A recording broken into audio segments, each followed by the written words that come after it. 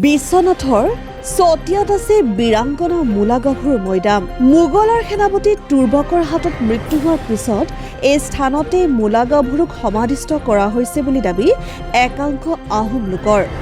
কম দিনৰ ভিতৰতে পুৰাতত্ব বিভাগে খনন কৰি ইয়াৰ সত্যাসত্য নিৰূপণ কৰিব।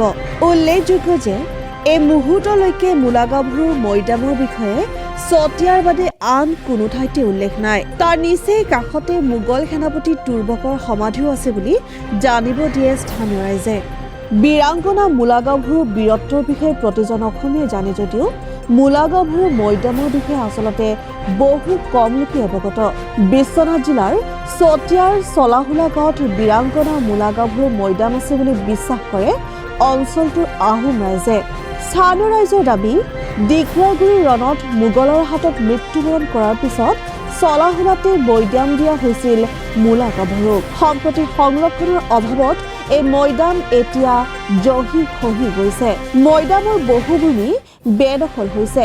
উল্লেখযোগ্য যে কলিয়াবৰৰ ৰণত মূলাগাভৰুৰ স্বামী প্ৰাচেংমুং বৰগোহাঁইক মোগল সেনাপতি তুৰ্বকে হত্যা কৰাৰ পিছত স্বামী হত্যাৰ প্ৰতিশোধ ল'বলৈ মূলাগাভৰুৱে মোগলৰ সৈতে ডিক্ৰগুৰিত যুদ্ধৰ মুখামুখি হৈছিল যদিও মোগল সেনাপতি তুৰ্বকৰ হাতত প্ৰাণ হেৰুৱাইছিল। অৱশ্যে পিছত কনচেং বৰপাত্ৰ গোহাঁয়ে তুৰ্বকক হত্যা কৰি শত্ৰুক খেদি পঠিয়াবলৈ সক্ষম হৈছিল। 1532 চনত মৃত্যুবৰণ কৰা মূলাগাভৰুক উত্তৰ অসমতে মৈদাম দিয়া হৈছিল আৰু মূলাগাভৰুৰ মৈদামৰ কাষতে তুৰ্বকৰ সমাধি ক্ষেত্ৰ আছে বুলিও অঞ্চলটোৰ একাংশ লোকে ক'ব বিচাৰে।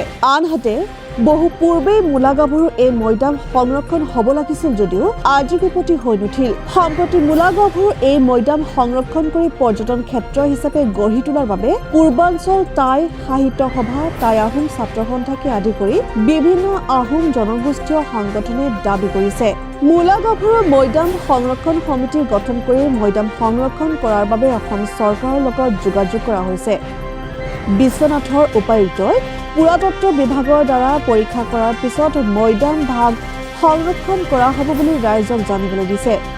মূলাগাভৰুৰ এই স্মৃতিচিহ্নই উত্তৰ অসমত বাস কৰা আহোম সম্প্ৰদায়ৰ লোকসকলক এতিয়া দুগুণে উৎসাহিত কৰিছে। অহা 31 জানুৱাৰীত মূলাগাভৰুৰ মৈদামথলীত বৃহৎ কাৰ্যসূচীৰে মেডাম মেফিৰ আয়োজন কৰিছে বুলি জানিবলৈ দিছে স্থানীয় ৰাইজে। জামুগুৰি হাটৰ পৰা ৰাতুল হাজৰিকাৰ ৰিপৰ্ট, নিউজ ডেস্ক।